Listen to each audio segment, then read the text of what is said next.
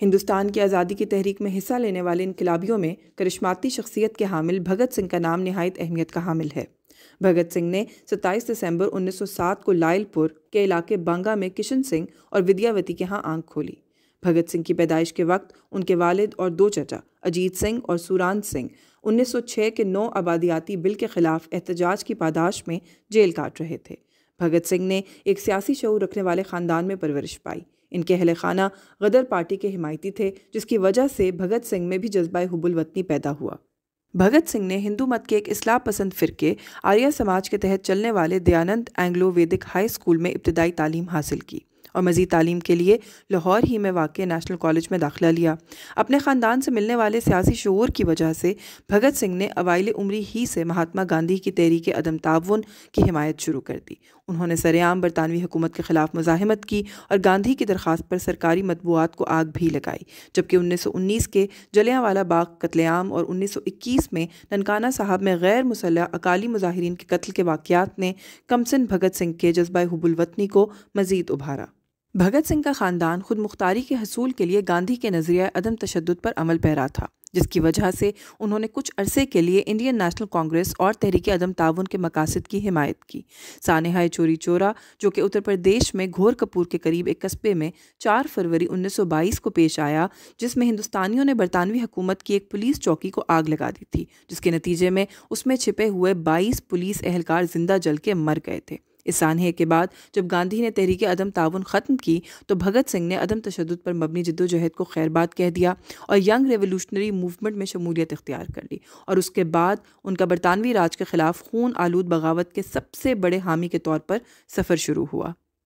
मार्च 1925 में यूरोप की कौम परस्त तहरीकों से मुतासर होकर नौजवान भारत सभा का क़याम अमल में लाया गया और भगत सिंह उसके सेक्रेटरी मुंतखब हुए। मज़ीद बरा भगत सिंह ने इंतहा पसंद तंजीम हिंदुस्तान रिपब्लिकन एसोसिएशन में भी शमूलियत इख्तियार की और बाद अज़ां उन्होंने अपने इनकलाबी साथियों चंद्रशेखर आज़ाद और सुखदेव के साथ मिलकर इसका नाम तब्दील करके हिंदुस्तान सोशलिस्ट रिपब्लिकन एसोसिएशन रखा। भगत सिंह ने अमृतसर में पंजाबी और उर्दू ज़बान के अखबारात में लिखारी और एडिटर के तौर पर खिदमात अंजाम दी। ये अखबारात मार्क्सिज्म पर मबनी नज़रियात की वकालत करते थे। भगत सिंह की इब्तदाई इनकलाबी सरगर्मियाँ बरतानवी हुकूमत के ख़िलाफ़ तनकीदी मज़ामीन लिखने और बरतानवी राज का तख्त उलटने के लिए पुरतशद्दुद बगावत के बुनियादी असूलों की तशहीर पर मुश्तमिल थीं। साइमन कमीशन की आमद पर एहतजाज के लिए लाला लजपत राय की क़यादत में एक कुल जमाती मार्च 30 अक्टूबर 1928 को लाहौर रेलवे स्टेशन की जानिब रवाना हुआ। मुजाहिरीन को आगे बढ़ने से रोकने के लिए पुलिस ने इन पर लाठीचार्ज शुरू कर दिया। इस लाठीचार्ज के नतीजे में बहुत से मुजाहिरीन ज़ख्मी हो गए, जिनमें भगत सिंह के साथी लाला लजपत राय भी ज़ख्मी हुए, जो अपने इन ज़ख्मों की वजह से 17 नवंबर 1928 को इंतकाल कर गए।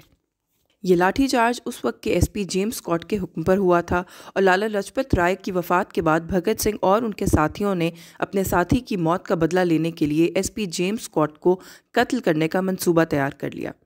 17 दिसंबर 1928 को भगत सिंह और उनके साथी एसपी जेम्स स्कॉट के इंतज़ार में district police office college road Lahore के बाहर मौजूद थे। इतने में एएसपी सॉन्डर्स अपने ऑफिस के मोटरसाइकिल पर सवार होकर निकले। भगत सिंह और उनके साथियों ने उन्हें एसपी जेम्स स्कॉट समझते हुए गोलियां मार दी और वो मौके पर ही हलाक हो गए। वहाँ पर मौजूद एक पुलिस कांस्टेबल ने जब उन्हें पकड़ने की कोशिश की तो भगत सिंह और उनके साथी ने उसे भी गोली मारकर हलाक कर दिया। इस वाक़ये के बाद भगत सिंह ने गिरफ्तारी से बचने के लिए फौरी तौर पर लाहौर छोड़ दिया और पहचाने जाने से बचने की खातिर सिख मत की बुनियादी इक़दार की खिलाफ वर्जी करते हुए अपनी दाढ़ी साफ करवा दी और बाल कटवा दिए। 8 अप्रैल 1929 को भगत सिंह और बातू किश्वर दत्त ने दिल्ली की मरकज़ी असेंबली में मेहमानों की गैलरी से बम धमाका किया। इस मौके पर उन्होंने इनकलाब के हक़ में बैनर्स उठा रखे थे और उन्होंने पैम्पलेट्स भी फेंके। इस वाक़ये के बाद भगत सिंह और उनके साथियों को गिरफ्तार कर लिया गया। इस मौके पर भगत सिंह ने अपनी गिरफ्तारी और मरकज़ी असेंबली बम हमला केस की कार्रवाई को इनकलाब और साम्राज्य मुखालिफ सरगर्मियों की तशहीर के लिए भरपूर तरीके से इस्तेमाल किया। यही वजह है कि उनको हिरासत में लिए जाने के दौरान किसी इनकलाबी ने मज़ाहिमत नहीं की। इस दौरान उन्होंने इनकलाब जिंदाबाद के नारे लगाए और इस नारे को बिलखुसूस नौजवानों और आज़ादी के लिए पुरतशद्दुद जद्दोजहद करने वालों की जानिब से बेहद पज़ीराई मिली। भगत सिंह और उनके साथियों की जानिब से मरकज़ी असेंबली में किए गए धमाके का मकसद जानी नुकसान पहुंचाना नहीं था। यही वजह है कि इस वाक़ये में किसी की मौत वाक़ई नहीं हुई। उन्होंने अदालत के सामने दावा किया कि वो इस धमाके से सिर्फ वक्ती तौर पर हाजरीन की समाअत मुअत्तल करना चाहते थे। भगत सिंह ने एक फ्रांसीसी अनार्किस्ट या हुकूमत दुश्मन शख्स ऑगस्ट वैलेंटीन से मुतासर होकर मज़कूरा मंसूबा तैयार किया था, जिसे पेरिस में इस किस्म के वाक़ये के बाद फ्रांसीसी हुकूमत की जानिब से फांसी पर चढ़ा दिया गया था। जबकि बम धमाके के मुकदमे की कार्रवाई के दौरान भगत सिंह और बातुकेश्वर दत्त के मुजरिम साबित होने पर उन्हें उम्र कैद की सज़ा सुनाई गई। इस मौके पर राजगुरु और सुखदेव के साथ भगत सिंह को भी जेपी सॉन्डर्स के कत्ल के वाक़ये में शामिल कर लिया गया। बाद अज़ां लाहौर साजिश केस में तेज़ी लाने के लिए 1 मई 1930 को वाइसरॉय लॉर्ड अर्विन के हुक्म पर एक खुसूसी ट्राइब्यूनल तश्कील दिया गया। मज़कूरा ट्राइब्यूनल को मुद्दा अलिया की गैर मौजूदगी में भी अदालती कार्रवाई जारी रखने का इख्तियार दिया गया था। कहा जाता है कि मज़कूरा ट्राइब्यूनल इस कदर मुतासिब था कि उसने ट्रायल के दौरान मुल्ज़िमान को हासिल कानूनी हकूक़ को भी नज़रअंदाज कर दिया। मज़कूरा ट्राइब्यूनल के फैसले के नतीजे में 23 मार्च 1931 की सुबह 7:30 बजे भगत सिंह और उनके साथियों राजगुरु और सुखदेव को लाहौर जेल में फांसी दे दी गई। इस वक्त भगत सिंह की उम्र सिर्फ 24 बरस थी। कहा जाता है कि दरियाए सतलज के किनारे बने फांसी के तख्ते की जानिब जाते हुए भी वो मुसरत निशात के आलम में इनकलाब जिंदाबाद और बरतानवी साम्राज्य मुर्दाबाद के नारे लगा रहे थे। वाज़े रहे कि भारत में हर बरस 23 मार्च को भगत सिंह और उनके दोनों साथियों को खराज अकीदत पेश करने के लिए शहीद दिवस नामी दिन मनाया जाता है। भगत सिंह जुनून की हद तक मुहिब्बे वतन होने की वजह से अपने दौर की नौजवान नस्ल के लिए एक रोल मॉडल की हैसियत रखते थे। वो अपनी तहरीर व तकरीर से बरतानवी साम्राज्य हुकूमत पर तनकीद करके नौजवान नस्ल की नुमाइंदा आवाज़ बने।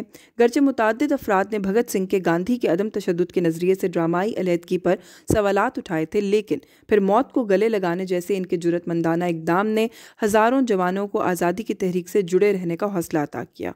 भगत सिंह की मौजूदा भारतीय समाज में मकबूलियत का अंदाज़ा इस बात से लगाया जा सकता है कि 2008 में होने वाले इंडिया टुडे के सर्वे में उन्होंने सुभाष चंद्र बोस और महात्मा गांधी को पीछे छोड़ते हुए अजीम तरीन भारतीय का टाइटल जीता।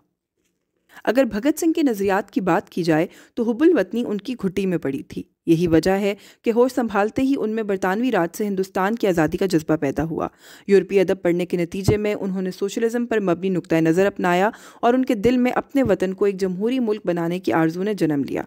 वो एक सिख घराने में पैदा हुए थे, लेकिन हिंदू मुस्लिम फसादात समेत दीगर मजहबी ऊंच नीच की वजह से उनका झुकाव इल्हाद की तरफ हो गया।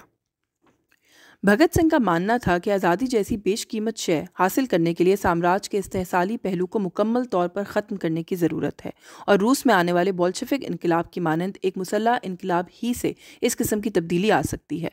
उन्होंने इनकलाब जिंदाबाद का नारा वज़ा किया, जो बाद अज़ां हिंदुस्तान की तहरीक आज़ादी की ललकार बन गया। भगत सिंह की पुरतशद्दुद मज़ाहिमत पर सियासी अनासर की जानिब से शदीद तनकीद की गई। इसके रद्द अमल में उनका कहना था, ताकत को जब शिद्दत से इस्तेमाल किया जाए तो ये तशद्दुद होता है और इखलाकी तौर पर यह नाकाबिले दिफा अमल है, लेकिन जब तशद्दुद को किसी अच्छे मकसद के लिए इस्तेमाल किया जाए तो फिर इसे इखलाकी जवाज़ मिल जाता है।